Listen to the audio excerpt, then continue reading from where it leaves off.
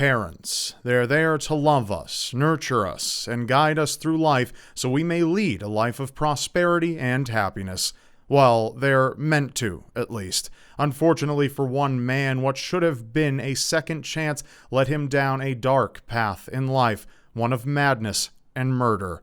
Today we discuss Joseph Kallinger, the Shoemaker. Let's open the serial killer file.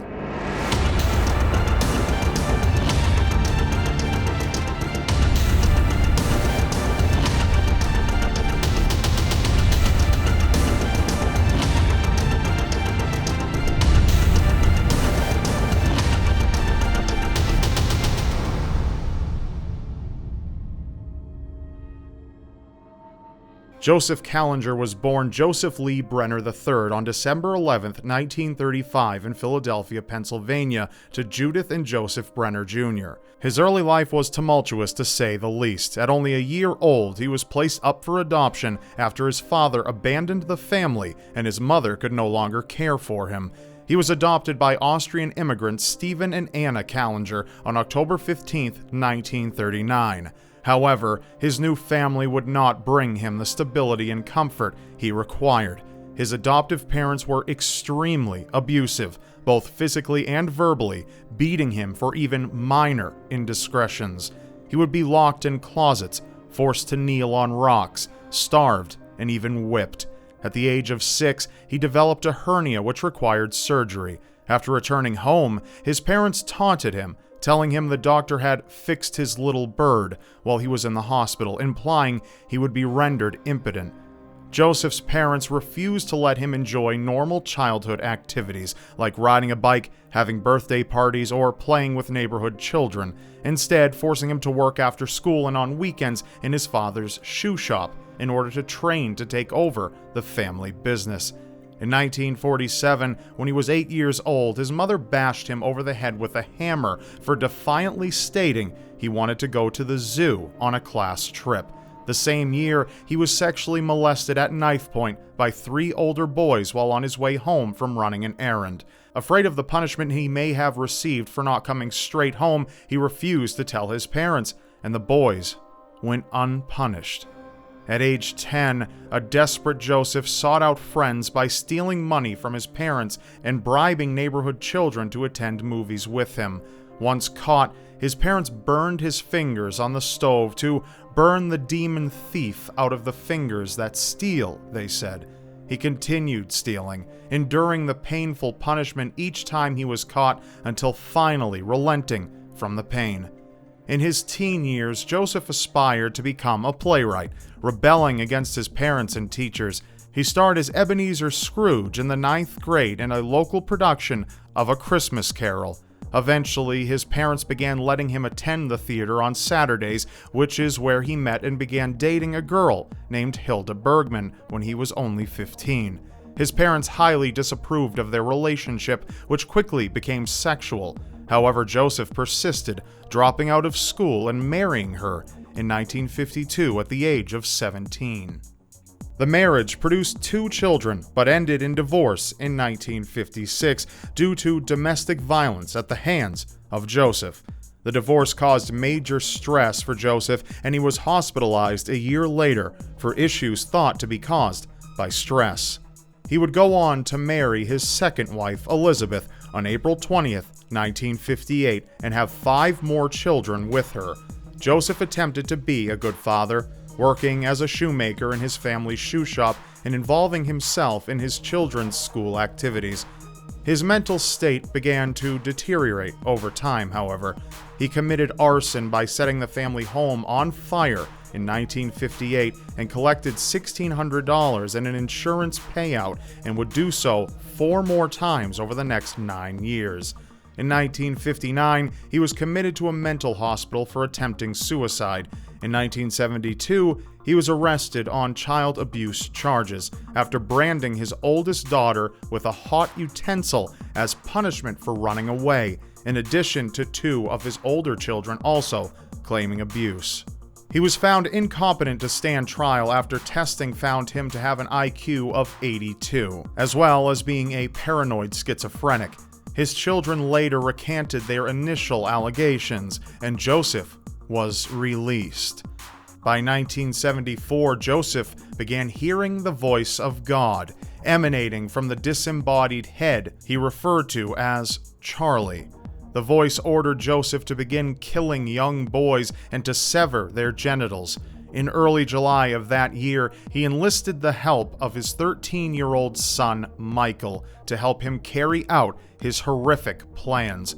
His first victim was a 10-year-old Puerto Rican boy named Jose Kallinger, whom he and his son lured to an abandoned factory before torturing and severing his genitals, then asphyxiating him to death. Joseph's next victim would end up being his own son, 14-year-old Joseph Jr. He made several attempts on his son's life before he and Michael drowned him and dumped his body at a demolition site in August of 1974. The police could not arrest him due to a lack of evidence. However, the insurance company that he had taken out a policy with on his son's life refused to pay out, suspecting foul play. The father-son duo eventually began extending their crime spree outwards to neighboring cities and states. On November 22nd, the two broke into a home in Lindenwold, New Jersey, but found no one to be home. The same day, the pair broke into the home of Joan Carty. Joseph sexually assaulted her after they tied her to the bed. Less than 2 weeks later, the two broke into a home in Susquehanna Township, Pennsylvania, where they took 5 women having a bridge game hostage. They robbed them at knife point of $20,000 worth of cash and jewelry, as well as cutting one of the women's breasts. They then traveled to Homeland, Maryland, and held Pamela Jaski at gunpoint, forcing her to perform oral sex on Joseph. Later, on January 6th, the pair committed the same acts on Mary Rudolph at her home in Dumont, New Jersey. The final wave of crime for the father and son came to a conclusion on January 8, 1975, when Joseph and Michael entered the Leonia, New Jersey home of the DeWitt Romaine family. Home at the time was 28-year-old Edwina Dee Dee Romaine Wiseman, her 3-year-old son Robert, and her 90-year-old grandmother whom she was caring for. Joseph and Michael forced their way in at knife and gunpoint, taking mother and son hostage. He stripped them both naked, took Dee Dee's jewelry, and bound and gagged them up on a bed in an upstairs bedroom. Soon after, Dee Dee's sister Randy returned home, and she too was taken hostage. They demanded money from her and bound her just as they had bound her sister and nephew. The women had indicated more people were on their way to the house. However, Joseph was prepared. As their mother Edwina DeWitt Romaine, sister Retta, and Retta's boyfriend Frank Welby returned home, they too were taken hostage. The 3 were bound and gagged by Joseph and Michael, after which they searched the house for valuables. Not long after they had finished binding the last 3 hostages, a knock at the door was heard. 21-year-old Maria Fashing, a neighbor and nurse who had come over to help care for their grandmother, was standing at their door. Maria was taken hostage by Joseph, forcing her and a bound and gagged Frank into the basement. After threatening Frank to keep him from trying to escape, he slit Maria's throat. Edwina DeWitt Romaine, having not had her hands bound earlier, managed to crawl her way through the front door and screamed for help. Michael signaled to his father that someone was coming. The two fled the scene and got on the city bus, dumping their weapons in a blood-stained t-shirt on their way home. The Kallingers fell under police suspicion after they had found the t-shirt. Aside from this, eyewitness descriptions and police sketches produced of the suspects matched their descriptions. Police also learned of the suspicious circumstances surrounding Joseph Jr.'s death and his prior child abuse charges.